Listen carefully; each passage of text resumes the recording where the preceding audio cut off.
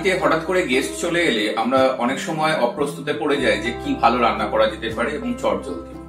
তো আসুন আজকে আপনাদের সঙ্গে আমি একটা চটজলদি পোলাও এর রেসিপি শেয়ার করব, যেটার নাম হলো পিস পোলাও। তো চলুন দেখে নেওয়া যাক পিস পোলাও বানানোর জন্য কি কি ইনগ্রেডিয়েন্টস লাগছে এবং আমি কিভাবে এটা বানাচ্ছি। এর জন্য প্রথমে আমরা গ্যাসটাকে অন করে নেব, ফ্লেমটা লো টু মিডিয়াম থাকবে। এরপরে এর মধ্যে আমরা দিয়ে দেব 5 টেবিল স্পুন ঘি। ঘিটা গরম হলে এর মধ্যে আমরা দিয়ে দেব একটা তেজপাতা, একটা শুকনো লঙ্কা, 4টে ছোট এলাচ, আমি এলাচটাকে এরকম ভাবে ভেঙে নিয়েছি অল্প, আর 5টা থেকে 6টা লবঙ্গ। এরপরে এটাকে 5 থেকে 10 সেকেন্ডের মতো এরকম ভাবে মিক্স করে নিই। ফ্লেমটা কিন্তু লো টু মিডিয়াম থাকবে। এরপরে এর মধ্যে দিয়ে দিই কাজু বাদাম, পেস্তা আর আমন্ড। এটাকে এরপরে এরকম ভাবে 10 থেকে 15 সেকেন্ড মতো মিক্স করব। কারোর যদি ঘি পছন্দ না থাকে তাহলে তারা সাদা তেলেও করতে পারে। এরপরে এর মধ্যে আমরা দিয়ে দেব কিশমিশ, দিয়ে এটাকে সেম ভাবে 5 থেকে 10 সেকেন্ডের মতো এরকম ভাবে মিক্স করে নিই।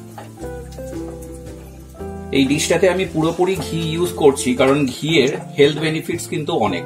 ঘিয়ের মধ্যে ওমেগা 3 ফ্যাটি অ্যাসিড থাকার জন্য ঘি কিন্তু এলডিএল কোলেস্টেরলটাকে রিডিউস করতে সাহায্য করে।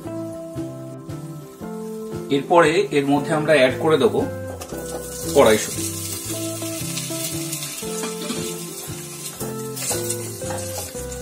আমি এখানে ফ্রোজেন কড়াইশুঁটি নিয়েছি, আপনারা ফ্রেশ কড়াইশুঁটি বাজার থেকে কিনে এনেও ইউজ করতে পারেন। এরপরে এটাকে আমরা লো টু মিডিয়াম ফ্লেমে 15 থেকে 20 সেকেন্ডের মতো একটু ফ্রাই করে নেব।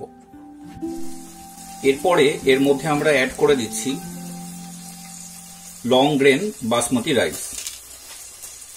আমি রাইসটাকে প্রথমে জলের মধ্যে 20 মিনিটস করে ভিজিয়ে রেখেছি।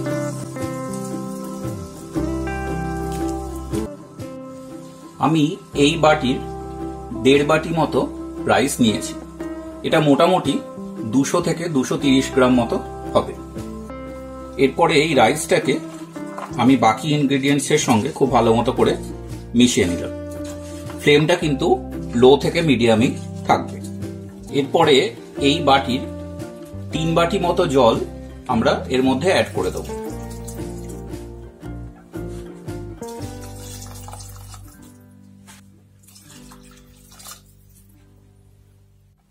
জলটা চাল যে লেভেলে থাকবে তার থেকে কিন্তু এতটা উপরে থাকবে, ঠিক এতটা উপরে জলটা থাকবে। জল কিন্তু খুব বুঝে অ্যাড করবেন, নইলে কিন্তু চালটা পুরো ঘেটে যাবে। এরপরে এর মধ্যে আমরা অ্যাড করে দেব সল্ট। আমি এখানে 1 টেবিল স্পুন সল্ট অ্যাড করলাম, এটা আপনাদের টেস্ট অনুযায়ী অ্যাড করে দেবেন।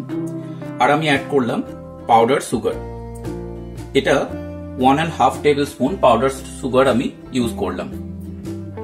এই রেসিপিটা একটু মিষ্টির দিকে হবে, তাও আপনারা মিষ্টিটা নিজেদের টেস্ট মতো ইউজ করবেন। দিয়ে এটাকে খুব ভালো মতো করে মিশিয়ে নিন। আমি প্রথমে সুগারটা ইউজ করলাম না, কারণ যদি আপনারা প্রথমেই সব মশলাগুলো ভাজার সময় সুগারটা দিয়ে দেন তাহলে সুগার ক্যারামেলাইজড হয়ে যাবে এবং পিস পোলাওয়ের যে সাদা ভাবটা সেটা কিন্তু থাকবে না, ওটার মধ্যে একটা ব্রাউনিশ কালার চলে আসবে। এরপরে মিডিয়াম ফ্লেমে আমরা এটাকে 7 থেকে 10 মিনিটের জন্য গরম করব ঢাকা দিয়ে। 10 মিনিট পরে আমরা দেখে নিই রাইসটা কুক হয়েছে কিনা। দেখুন কত সুন্দর ঝরঝরে রাইস হয়েছে। এরপরে এর মধ্যে আমরা দিয়ে দেব কিছুটা জাফরান, আর এটাকে আমরা ঢাকা দিয়ে একদম লো ফ্লেমে আরো 2 থেকে 3 মিনিটের জন্য কুক হতে দেব। এতে জাফরানের যে ফ্লেভারটা সেটা কিন্তু খুব সুন্দরভাবে পোলাওয়ের মধ্যে চলে আসবে। এবং পোলাওয়ের মধ্যে অল্প আমরা হলুদ রাইসও পাবো, সেটা টেক্সচারটাকে খুব সুন্দর করবে পোলাওয়ের। 3 মিনিট পরে আমরা গ্যাসটাকে অফ করে দেব।